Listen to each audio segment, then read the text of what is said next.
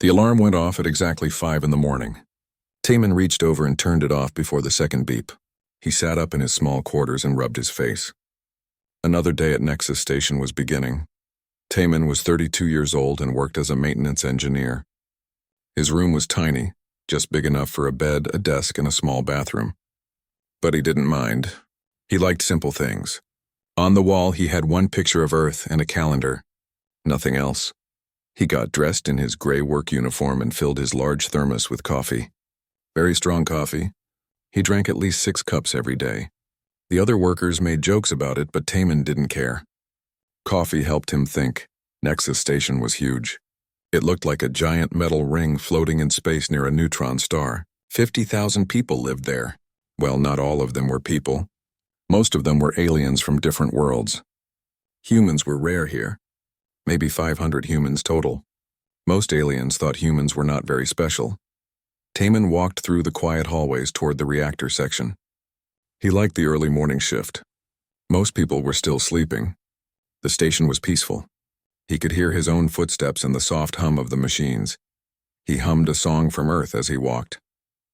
An old song his grandmother used to sing. He couldn't remember all the words anymore, but the tune stayed in his head. When he reached the reactor section, something was wrong. The door was sealed. Red lights blinked above it. Security guards stood outside. Taman had never seen this before. He walked up to the guards. They were Krellian, tall aliens with 4 arms and skin that looked like crystal. They barely looked at him. "What happened?" Taman asked. "Reactor emergency." "No access," one guard said. His voice was deep and rough. "I work here," Taman said. "I need to check the systems." The guard looked at his uniform. "You are maintenance. This is elite work now. Go away." Taman sipped his coffee. He didn't argue. Arguing never helped with Krellians. They respected action, not words. He nodded and walked away. But he was curious. What kind of emergency? He went to the maintenance office. His supervisor, Hyejin, was already there. She looked worried. Hyejin was 38 and had worked on the station for 10 years. She was smart and tough. She had fought hard to get respect for human workers. "Taman, good. You heard?" she asked. "The reactor is sealed." "Nobody told me anything," he said. Hyejin sat down heavily. "The main reactor is failing. It started 2 hours ago. The commander called in the Elite Engineering Corps." Taman set down his coffee. The Elite Engineering Corps. They were famous across the galaxy. 6 of the best engineers from the most advanced species. They solved impossible problems. They also charged impossible prices. "How bad?" Taman asked. "Very bad. If the reactor fails completely, it will explode. The explosion will destroy the station and damage space itself for 10 light years. Everyone dies." Hyejin rubbed her eyes. She looked tired. "What does the Elite Corps say?" "They need 6 to 8 hours to understand the problem, then 10 to 12 more hours to fix it. But the reactor will explode in 14 hours. The math does not work." Taman was quiet for a moment. He knew that reactor well. He had worked near it for 8 months. Every day he checked the readings. He noticed patterns, small things, the way the energy moved, the sounds it made, the vibrations in the floor. "Can I see the data?" he asked. Hyejin looked at him. "Taman, the Elite Corps is handling this. They have the best equipment, the best training." "I know, but can I see the data?" She stared at him for a long moment. Then she nodded. She knew Taman. He didn't ask for things unless he had a reason. She pulled up the reactor data on her screen and turned it toward him. Taman studied the numbers and graphs. Energy levels, containment field strength, temperature readings. All of it was jumping around wildly. But there was something familiar about the pattern. He pulled up older data, 6 months of records. "Can you show me what changed in the last week?" he asked. Hyejin worked the controls. A new graph appeared. Taman leaned closer. "There. A small change 5 days ago. The pattern started then. What was installed 5 days ago?" he asked. Hyejin checked the station logs. "A new communications array. Section 7 near the reactor." Taman nodded slowly. He sipped his coffee. It was still hot. Inside the reactor control room, the Elite Engineering Corps was working. The leader was named Thorl. He was 8 feet tall with scales like a reptile and mechanical parts built into his body. He came from a species called the Draveniks. They were known for their technical skills. Around him, 5 other specialists studied holographic displays. Their equipment covered every surface. Computers hummed and beeped. Data streamed across floating screens. Commander Vexith stood nearby. He was Krellian like the guards, with 4 arms and crystalline armor. Status, he demanded. Thoril turned to him. The reactor core is experiencing a quantum feedback loop. The containment field is destabilizing. We need to recalibrate 17 control nodes in perfect sequence. How long? We need specialized equipment from the nearest shipyard. 3 days' travel at light speed. Commander Vexith's crystal skin seemed to darken. We have less than 14 hours. Then you must evacuate the station, Thoril said. He did not sound sorry. There is no other option. At that moment, someone knocked on the door. A young communications officer named Dae-hyun stuck his head in. He was human, 28 years old with a friendly face. Commander, there is a human outside. A maintenance worker. He says he needs to speak with you. Thoril made a sound like a snort. A maintenance worker? Tell him to leave. We are busy. He was very insistent, Dae-hyun said carefully. Commander Vexith waved one of his 4 hands. Let him speak. We can spare 30 seconds. Taemin walked into the control room. He carried his thermos. He looked around at all the expensive equipment and the elite engineers. They all stared at him like he was a bug. Yes? Commander Vexith said. Taemin spoke calmly. The reactor is not broken. Something is interfering with it. Thoril laughed. It sounded like metal scraping. Interfering? This is ancient technology, the most advanced reactor ever built. And you think it is just interference? Yes, Taemin said. The new communications array. It is creating a harmonic resonance, like feedback from a speaker. The pattern started 5 days ago when the array was installed. One of the other engineers checked his data. He looked surprised. There was an installation 5 days ago, but the array operates on completely different frequencies. It cannot affect the reactor. It should not, Taemin agreed. But it does. Check the pattern. The reactor is oscillating, like a musical instrument that is out of tune. Thoril crossed his arms, all 4 of them. Even if you were correct, which you are not, we cannot move the array. It is built into the station structure. It would take days to remove safely. I know, Taemin said. He took a sip of coffee. That is why I will build a shield. Old style. Simple materials. It will block the interference. The room was silent. Then Thoril laughed again. Louder this time. You? A human maintenance worker? You will fix what we cannot? He turned to Commander Vexith. This is insulting. We are the elite engineering corps. We do not need help from primitives. Commander Vexith looked at Taemin. The human was calm. Not angry. Not scared. Just patient. How long would this shield take? The commander asked. 3 hours. Maybe less, and if you are wrong, then you still have time to evacuate. You lose nothing by letting me try. Commander Vexith thought about this. He had 4 arms because his species believed in having backup plans.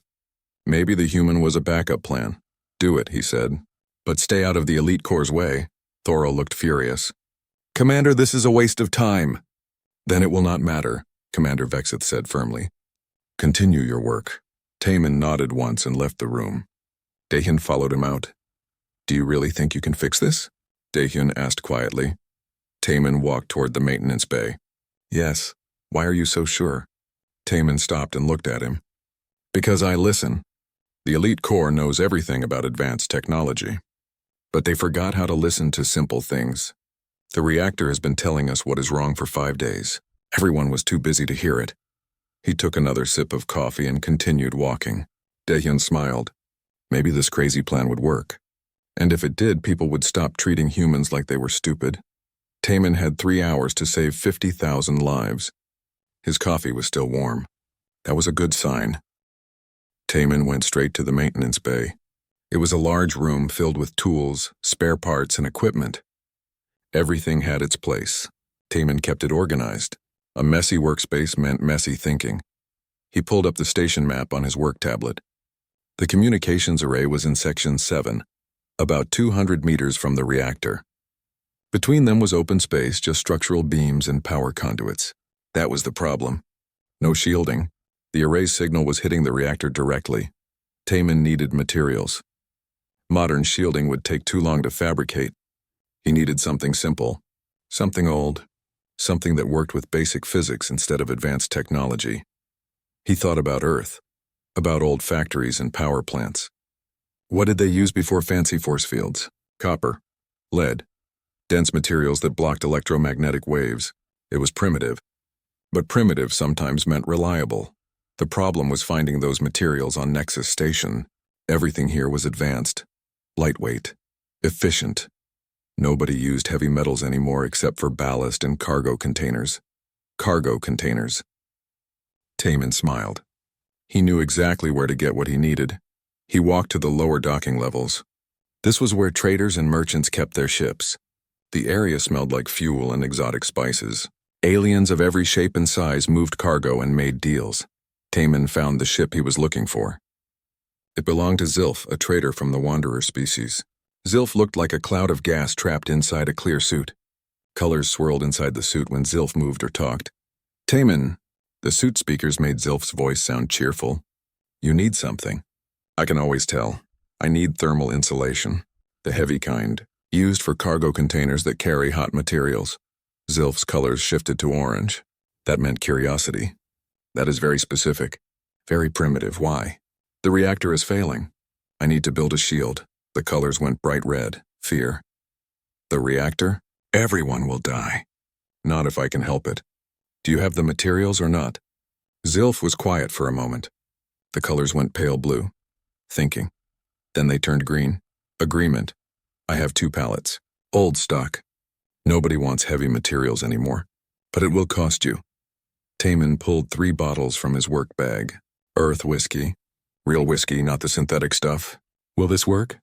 Zilf's colors flashed bright yellow. Joy. Deal. Take what you need. And Taman? Good luck. I like humans. You think different. 20 minutes later, Taman had his materials. Sheets of copper mesh. Lead plating. Magnetic dampeners. All old technology. All perfect for what he needed. He loaded everything onto a cargo sled and headed for Section 7. It was now 6:30 in the morning. The station was starting to wake up. People filled the corridors. Some looked worried. News about the reactor was spreading. Taman reached the space between the communications array and the reactor. It was a narrow maintenance corridor. Perfect. Nobody would bother him here. He started working. First, he measured the space. Then he cut the copper mesh to size. His hands moved quickly. He had done this kind of work for years. Not exactly this, but similar. Building things. Fixing things. Making things work. The copper mesh went up first. He attached it to the structural beams with magnetic clamps. Then came the lead plating. Heavy. Dense. He had to use a small crane to position the sheets. Sweat ran down his face. The work was hard, but he didn't stop. While he worked, he could hear announcements over the station speakers. The elite corps was still analyzing the problem. Evacuation plans were being prepared. People were scared. Taman ignored the noise. He focused on the shield. Each piece had to fit correctly. Each connection had to be solid. This wasn't advanced technology, but it still required skill.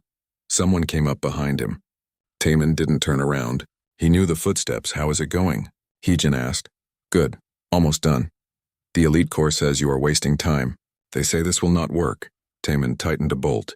What do you think? Heejin was quiet for a moment. I think you are the best engineer I know, and I think you listen better than anyone with fancy equipment. Thank you. Do you need help? No, but I need you to do something else. When I finish, the reactor should stabilize, but I need someone watching the readings, someone I trust. I will be in the control room, Heejin said. She put her hand on his shoulder for a moment, then left. Taman kept working.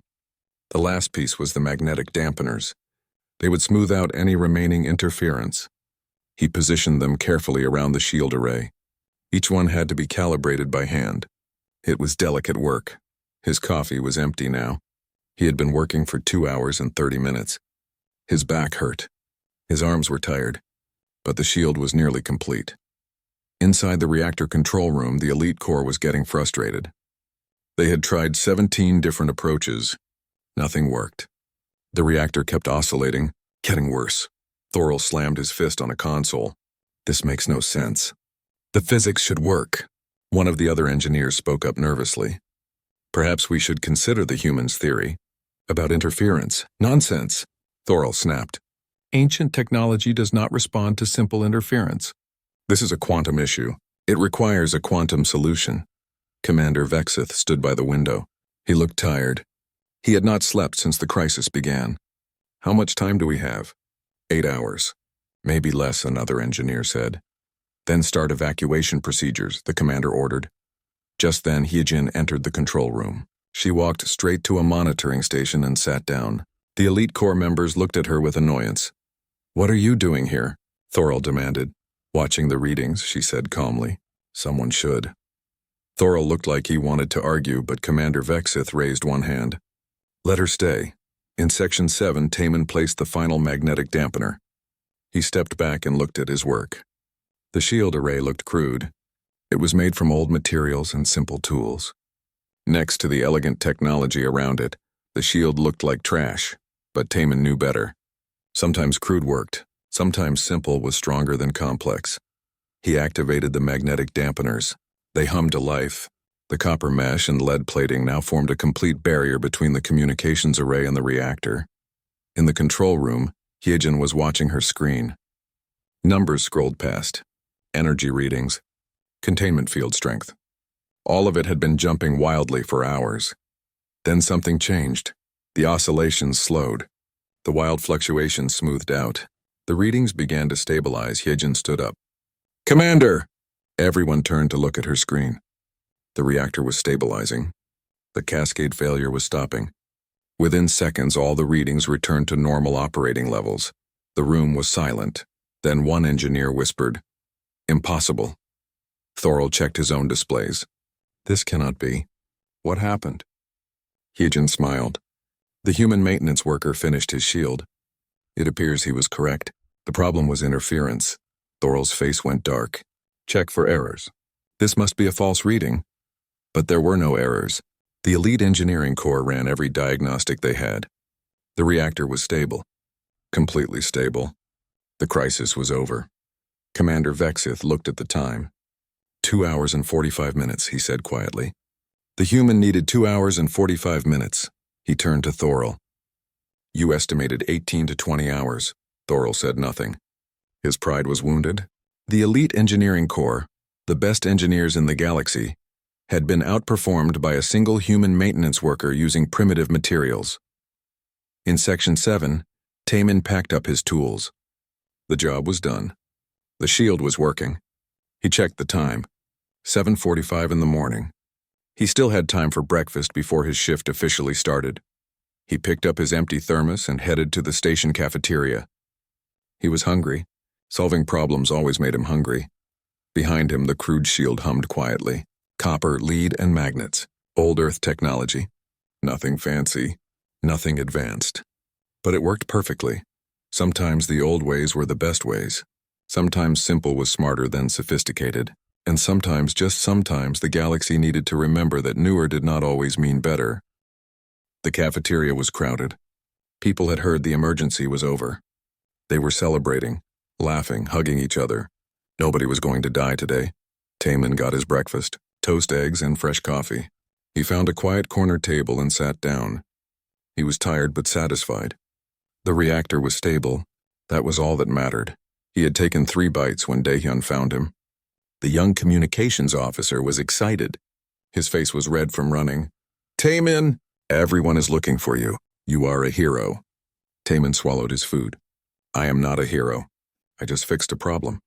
You saved 50,000 lives. The elite corps could not do it, but you did. In less than 3 hours. Daehyun was practically bouncing. Can I interview you? For the station news? Everyone wants to know how you did it. No interviews, Taman said firmly. I need to eat my breakfast. Then I have work to do. Daehyun looked disappointed but nodded. Okay, but people will want to talk to you. This is big news, I know. I will deal with it later. But dealing with it later turned out to be impossible. Within an hour, everyone on the station knew what happened. The human maintenance worker who solved the impossible problem. The man who outperformed the elite engineering corps. Stories spread quickly. Some were accurate. Some were exaggerated. By lunchtime, people were saying Taman had built a miracle device using magic. By dinner, they said he had saved the entire galaxy. Taman tried to work normally, but people kept stopping him. Aliens he had never met wanted to shake his hand. Or tentacle. Or whatever they had. They wanted pictures with him. They wanted his autograph. It was exhausting. Commander Vexith called him to the command center that afternoon. Taman went reluctantly. He did not like formal meetings. Too much talking, not enough doing. The command center was impressive. Large windows showed the neutron star outside. Holographic displays floated everywhere. Important-looking aliens worked at various stations. Commander Vexith stood at the center. His forearms were crossed. He looked serious. Engineer Taman, the commander said formally, you have performed an exceptional service for Nexus Station. I am officially commending your actions in the station records. Thank you, sir, Taman said. I must admit, the commander continued, I did not expect a human to succeed where the elite corps failed. I underestimated your species. That was my mistake. Many people underestimate humans, sir. We are used to it, Commander Vexith tilted his head. Does that not make you angry? Sometimes, Taman admitted. But being angry does not fix problems. Working does.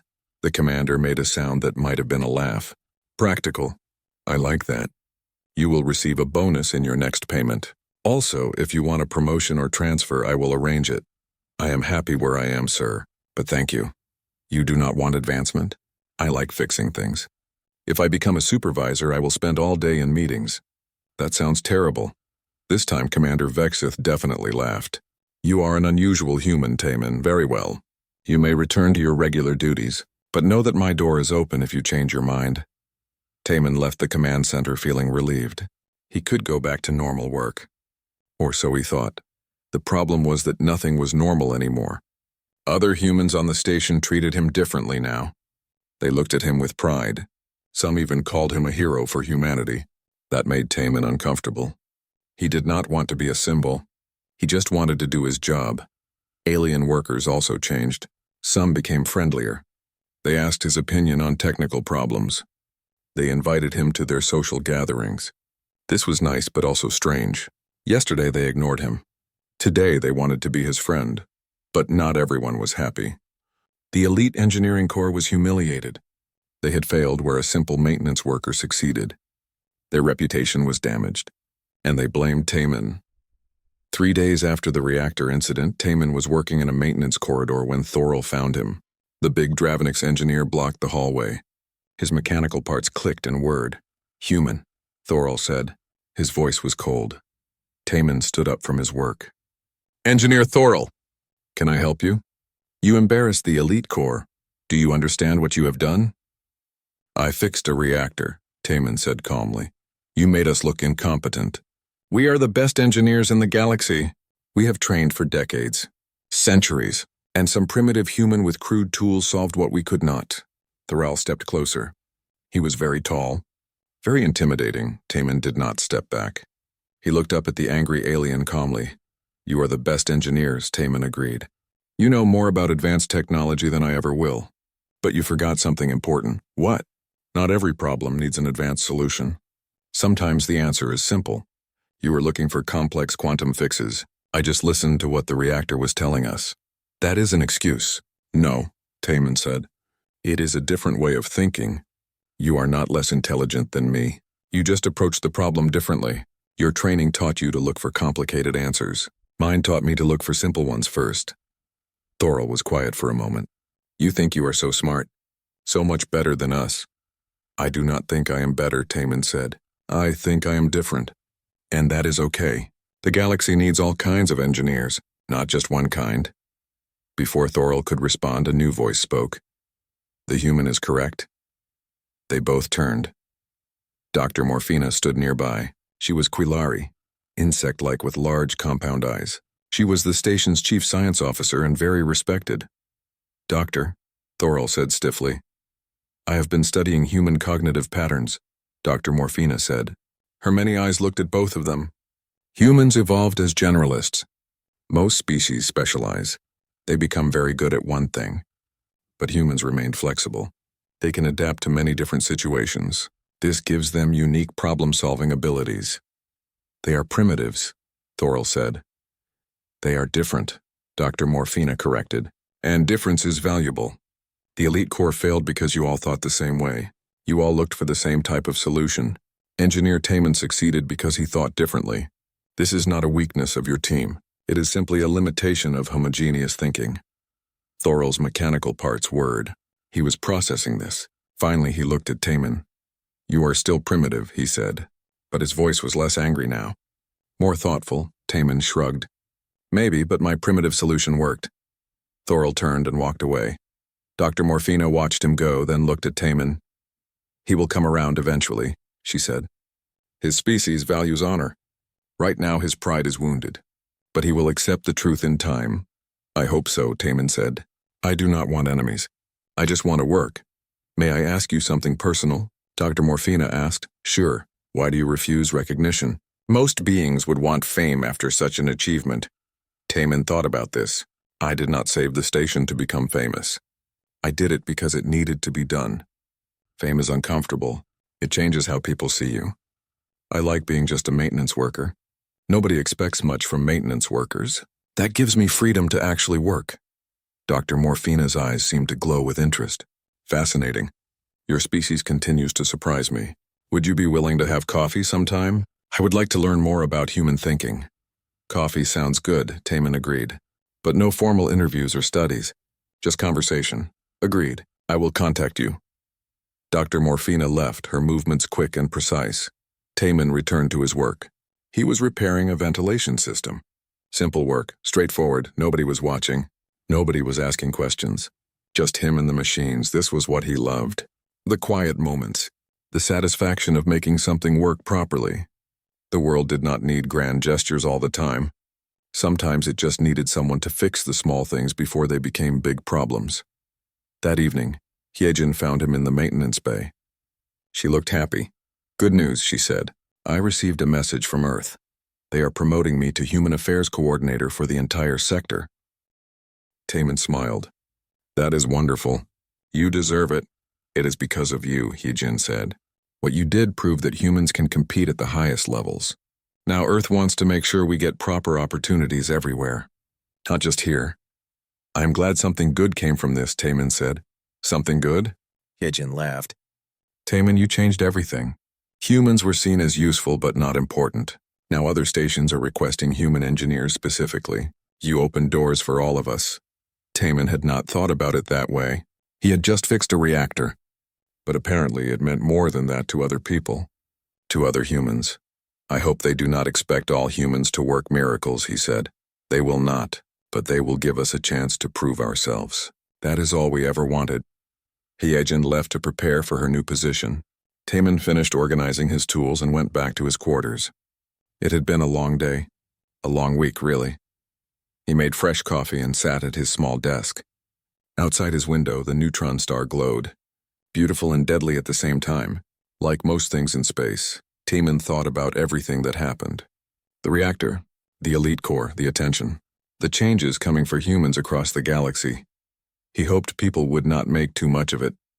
He was not special. He was just observant. And patient. And willing to try simple solutions before complicated ones. Maybe that was the real lesson. Not that humans were better than other species. But that every species had something valuable to offer. Different ways of thinking. Different approaches to problems. The galaxy was big enough for all of them. 2 months passed. Life on Nexus Station slowly returned to normal. But some things had changed forever. Humans were no longer invisible. People noticed them now. Taman tried to keep his routine the same. Wake up at 5, coffee, work, more coffee. More work. But it was harder now. People recognized him everywhere. They wanted to talk. They wanted advice. They wanted him to solve their problems. He was polite but firm. He helped when he could, but he also said no when he needed to. He could not fix everything for everyone. He was just one person. Hyejin had left the station for her new position. Before she went, she came to say goodbye. "You changed things, Taman," she said. "Not just here, everywhere. Human engineers are getting real opportunities now. We are not just janitors and maintenance workers anymore." "Good," Taman said. "We should all have chances to prove ourselves. Are you sure you do not want to come with me? I could use someone like you on my team, I am sure. I like it here." "But thank you," Hyejin hugged him. "Stay safe. And keep being you. The galaxy needs more people who just do good work without wanting glory." After she left, Taman felt a little lonely. Hyejin had been a good friend and a good supervisor, but he also felt proud of her. She would do important work in her new position. She would help many humans across the sector. Daehyun came to visit him regularly. The young communications officer had become something like a friend. He was still too enthusiastic, too talkative, but he meant well. "I made a documentary about you," Daehyun announced one day. Taemin looked up from his work. "You what?" "A documentary. About how you solved the reactor problem. I interviewed people. I showed the shield you built."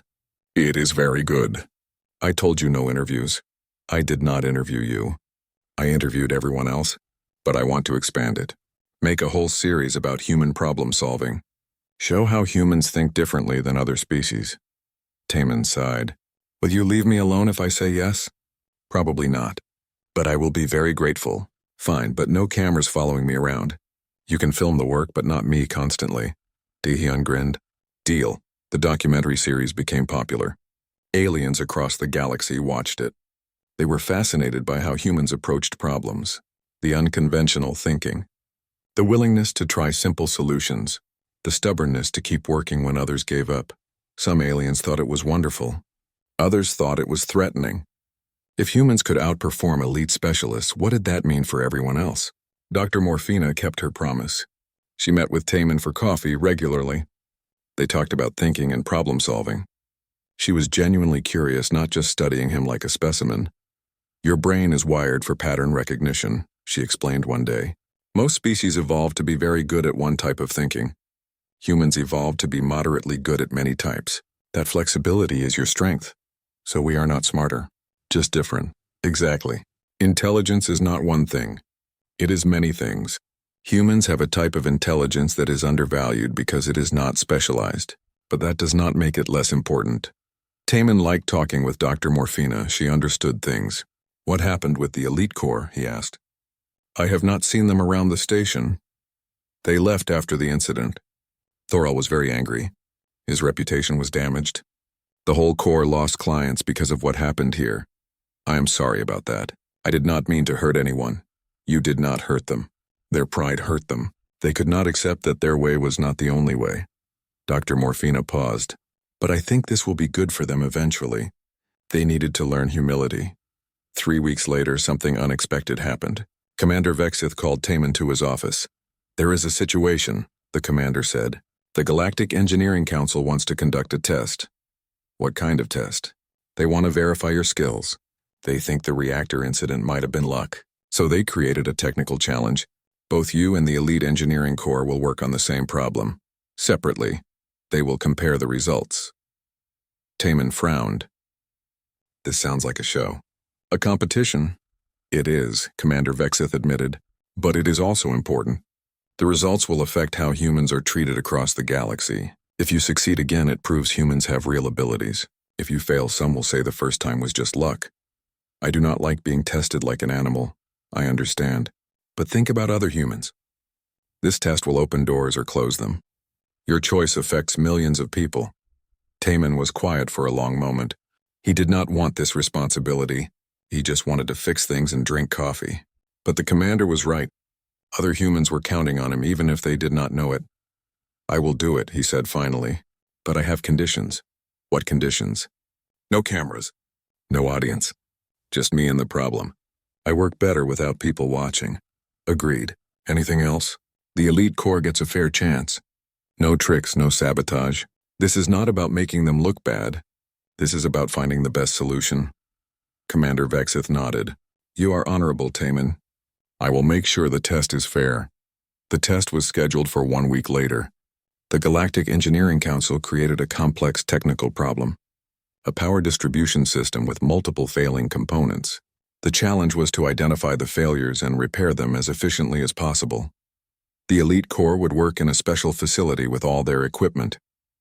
Taemin would work in a separate workshop with standard maintenance tools. Both would receive the same information and the same time limit. 6 hours. The night before the test, Taemin could not sleep. He lay in bed thinking, what if he failed? What if the first time really was just luck? What if he embarrassed all humans? He got up and made coffee. He sat by the window and looked at the stars. Somewhere out there, millions of humans were living their lives. working hard, trying to prove themselves. They did not know about this test. They did not know their futures might depend on what he did tomorrow. It was too much pressure. Then Taman remembered something his grandmother used to say. She raised him after his parents died. She was a mechanic on Earth, a simple woman with simple wisdom. Do not think about everything at once, she would tell him. Just focus on the next step. Then the next. One step at a time, you can go anywhere, Taman smiled. His grandmother had been right about many things. Tomorrow he would not think about millions of humans. He would not think about the Galactic Engineering Council. He would just think about the problem, one step at a time. He went back to bed and slept peacefully. The next morning, Taman arrived at the workshop. It was a clean, empty room with basic tools and a workbench. In the center was the power distribution system. It looked complicated. Many wires, many components, many things that could go wrong. An official from the Galactic Engineering Council explained the rules. Taman listened carefully. When the official finished, he asked one question. Can I have coffee? The official looked confused. Coffee? Yes, I work better with coffee. I suppose that is acceptable. We will bring you coffee, the official left. A timer on the wall started counting down. 6 hours. Taman took a deep breath and approached the power system. First, he did not touch anything. He just looked. He walked around the system slowly. He observed how the components connected, where the power flowed, what looked normal and what looked wrong. Other engineers would start with diagnostic equipment. They would scan everything, run tests, collect data. That was the proper way. But Taman had learned something working on Nexus Station for 8 months. Sometimes your eyes and ears told you more than fancy scanners. Sometimes you just needed to pay attention. He listened to the hum of the power flowing through the system. It was uneven, like a heartbeat with skipped beats. That meant blockage or resistance somewhere. He touched different components carefully. Some were hot, too hot. That meant they were working harder than they should, compensating for failures elsewhere. Someone brought him coffee. He thanked them without looking away from the system. He sipped the coffee and kept thinking. Patterns. Everything came down to patterns. The hot components formed a pattern. The irregular hum followed a pattern. When you saw the patterns, you could trace them back to the source. Taman found his tools and started working. Not rushing. Not panicking. Just one step at a time, like his grandmother taught him. Meanwhile, in another facility, the elite engineering corps worked with military precision. They had split the problem into sections. Each engineer handled their specialty. They had diagnostic equipment, quantum analyzers, and AI assistants. Thorol directed the operation. He was determined to prove that the reactor incident was a fluke. This time, the elite corps would demonstrate their superiority. Status report, he commanded. We have identified 17 separate failures. One engineer reported. We are developing a comprehensive repair strategy. How long? 4 hours for diagnosis. 2 hours for repair implementation. We will finish with time to spare, Thorol nodded. Good. Make sure every repair is perfect. Every connection is secure. We must be flawless. Back in his workshop, Taman was making progress. He had found the main problem. 3 critical regulators had failed. They were causing a cascade of secondary issues throughout the system. Most engineers would replace all the failing components. That was the thorough approach. But Taman realized something. If he fixed the 3 main regulators, most of the secondary issues would resolve themselves. The system was designed to self-correct. It just needed help with the critical failures. It was a simpler solution. Faster, more elegant in its own way. He worked carefully, replacing the failed regulators with new ones. He tested each connection. He verified the power flow. He listened to the system's hum. It was steady now, regular, healthy. Taman checked the timer. 4 hours had passed. He had finished. He spent the remaining time testing everything twice, making sure, being thorough in his own way. When the timer reached 6 hours, both workshops opened. Officials entered to evaluate the results. The competition was over. Now came the judgment.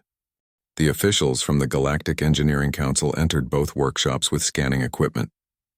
They would evaluate every aspect of the repairs: thoroughness, quality, efficiency, innovation. In the elite core facility, Thorol stood proudly.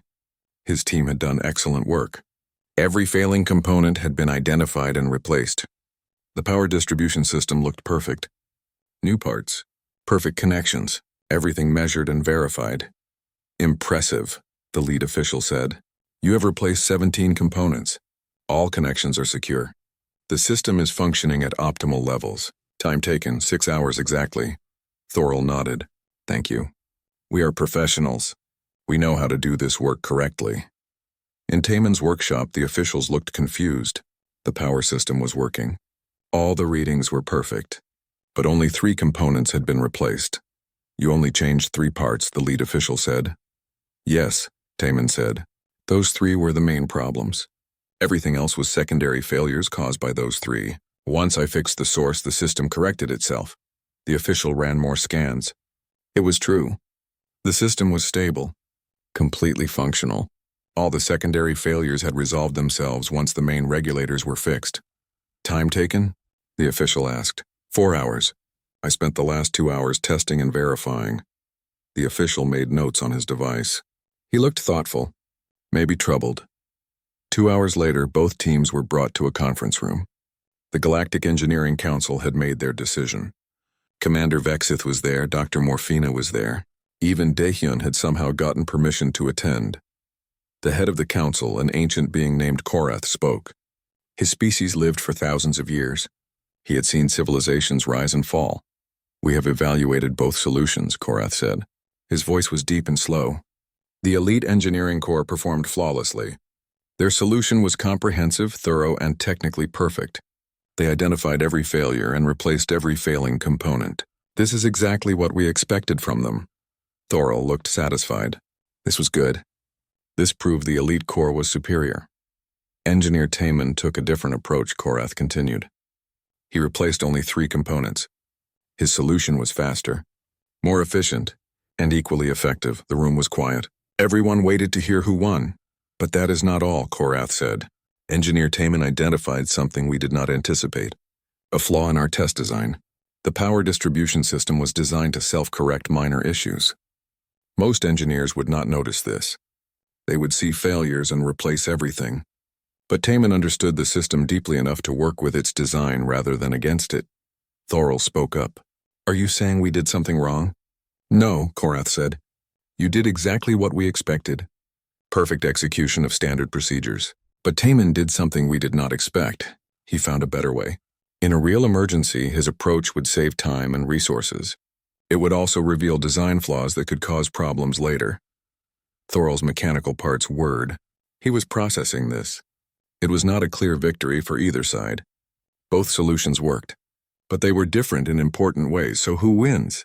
Someone asked. Korath looked at the questioner with ancient eyes. That is the wrong question. This was not about winning. This was about understanding different approaches to problem solving. Both have value. Both have merit, he turned to Taemin. Your success was not luck. You have a genuine talent for understanding systems and finding efficient solutions. The Galactic Engineering Council formally recognizes human engineering capabilities as equal to any other species. Then he turned to Thorol, and the elite engineering corps remains among the finest engineers in the galaxy. Your thoroughness and precision are unmatched. There is no shame in different approaches yielding similar results. After the meeting, people congratulated Taemin, but he felt strange. He had not won. He had not lost. He had just done his work. Apparently that was enough. As he was leaving, Thorol approached him. The big alien looked uncomfortable. May I speak with you? Thorol asked. Of course. They walked to a quiet observation deck. Through the windows, stars stretched in every direction. Thorol was quiet for a moment. Then he said, I have been angry with you. Jealous. My pride was wounded when you solved the reactor problem. I know, Taemin said. I thought if I proved my skills in this test, I would feel better. But I do not. The council was right. We both solved the problem, just differently. Your solution was good, Taemin said honestly. Very thorough. Very professional. Mine was just faster. That is the problem, Thorol said. I spent 50 years becoming the best engineer I could be. I learned every technique, every method, every tool, And then you come along with your simple approaches and your coffee, and you solve things faster than me. It makes me question everything. Taman understood. It was hard to have your life's work challenged by someone different. I do not think your training is worthless, Taman said. You can do things I cannot do. You understand advanced technology better than I ever will. But I can do things you cannot do. I see patterns differently. We are not competing. We are just different. Can both ways be correct? Why not? Some problems need your approach, careful, precise, following all the rules. Other problems need my approach, quick, flexible, breaking the rules when necessary. The galaxy is big enough for both. Thorol looked out at the stars. My people value honor above everything. I acted without honor when I blamed you for my wounded pride. For that I apologize. He extended one large hand. Taman shook it. The grip was strong but not crushing. Respectful. Maybe we could work together sometime, Thorol said. Your flexibility combined with our precision. That could be powerful. Maybe, Taman agreed. If you promise not to schedule meetings before breakfast. Thorol made a sound that might have been a laugh. They stood together watching the stars. Not friends exactly, but no longer enemies. Just two engineers who saw the universe differently. Over the following months, things changed across the galaxy. The Galactic Engineering Council's announcement spread everywhere. Humans were no longer seen as simple laborers. They were recognized as capable engineers and problem solvers. More humans got opportunities in technical fields. Universities accepted human students. Companies hired human engineers. It was not perfect. Prejudice still existed. But doors were opening. Taman continued working on Nexus Station. He refused every promotion offer. He did not want fame or power. He just wanted to fix things and drink coffee. But he did make one change. He started teaching. Every week he held informal classes in the station cafeteria. Humans and aliens both attended. He taught them about pattern recognition, about listening to systems, about trying simple solutions before complicated ones. The classes were always early morning. Everyone had to bring their own coffee. Some people complained about the time. Taman did not care. Morning was when he worked best. Daehyun's documentary series became very popular. People across the galaxy watched it. They learned about human thinking. Some were inspired. Some were threatened. But everyone was talking about it. Dr. Morphina published her research on comparative cognition. It won awards. She gave credit to Taman for inspiring the work. He was embarrassed but pleased. Yejin sent messages regularly from her new position. She was helping humans across the sector get fair treatment. She was making real change. She always ended her messages the same way. Thank you for showing everyone what humans can do. Taman never replied with anything profound. Usually just, you are welcome. Stay safe. He was not good with emotional messages. 6 months after the test, Taman received an unexpected visitor. Zilf, the gas cloud trader, came to his workshop. I brought you something, Zilf said. The colors in his suit swirled green and yellow. Happiness and excitement. It was a new thermos. Much bigger than his old one. And it was designed to keep coffee hot for 12 hours. For the engineer who saved us all, Zilf said. Also, business has been very good. Humans are buying more interesting things now. You helped with that. Taman accepted the gift. Thank you. This is very nice. You are good for the galaxy, Taman. You shake things up, make people think differently. We need that. After Zilf left, Taman sat alone in his workshop. He looked at the new thermos. It was a good gift. Very practical. He thought about everything that happened. The reactor crisis, the test, the changes spreading across the galaxy. He had not planned any of it. He had just tried to do good work. Maybe that was the real lesson. You did not need to be special. You did not need to be a hero. You just needed to pay attention, work hard, try to solve problems before they became disasters. And drink good coffee. Coffee was important. The next morning, Taman arrived for his shift at 5 as usual. He carried his new thermos filled with fresh coffee. The station was quiet. Perfect. He reviewed the maintenance logs. There was a small anomaly in the secondary power grid. Nothing urgent, but interesting. The readings showed a pattern similar to something he had seen before. He smiled slightly. Just another puzzle to solve. As he walked through the corridors toward the power grid, he passed a group of engineering students. Mixed species. Human and alien learning together. They were heading to an early class. They nodded respectfully as he passed. He nodded back. No words needed. Just mutual understanding. They were all engineers, all working to make things better. Taman reached the power grid and pulled up the diagnostic interface. The anomaly was there, small, easy to miss if you were not paying attention, but he was always paying attention. He set down his thermos and got to work. The station depended on people like him, people who fixed small problems before they became big ones, people who listened to machines and understood what they were saying. The galaxy had changed because of what he did. Humans were respected now, given chances, recognized for their abilities. That was good, important, but none of it mattered if he could not fix this power grid. So he focused on the work, one step at a time, one problem at a time, the way his grandmother taught him, the way that always worked. Outside the window, the neutron star glowed. Inside the station, 50,000 beings lived their lives. They did not know that a human maintenance worker was making sure their power stayed on, making sure their lives continued safely. That was fine. Taman did not need recognition. He needed coffee and interesting problems. And Nexus Station had plenty of both. The elite squad had needed hours to solve problems. Sometimes they still did. That was their way. Thorough, precise, perfect. But sometimes problems just needed someone who listened, someone who saw patterns, someone who tried simple solutions with a cup of coffee and patience, someone who finished before breakfast. Taman tightened a connection and watched the readings stabilize. The anomaly disappeared. Problem solved. He checked the time. 6:30. He still had time to get breakfast before his official shift started. Perfect. He picked up his thermos and headed toward the cafeteria. Just another morning on Nexus Station. Just another problem solved. Just another day of doing what needed to be done. And that was exactly how he liked it.